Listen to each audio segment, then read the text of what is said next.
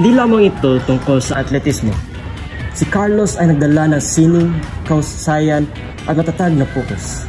Bawat galaw ay sinagawa ng may ganap na kontrol na nagpatigil sa mga manunood. Mula sa walang kamali-maling aerial flips hanggang sa dismount na tila lumalaban sa grabidad, na sinundan ng masigabong palakpakan.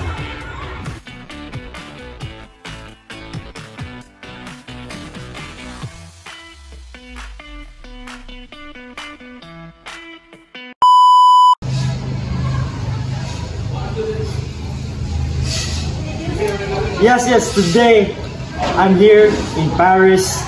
Very lively, very amazing Paris. And I'm here with the new gold medalist for the gymnastics men's division, Carlos Jolo from our beloved land, Philippines. So Carlos, sa kabila ng lahat ng pagsubok na humahadlang sa iyo, hindi ka bumitaw sa iyong pangarap na maging isang world-class athlete. What gave you the strength to overcome all these hurdles? I would like to thank my family, my friends, my auntie, my lola. I would like to thank my coach. He's dead, like very dead. But thanks to him, I became a world-class athlete.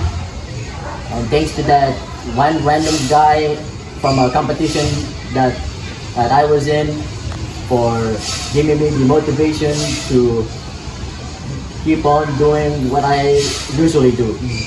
Thank you so much.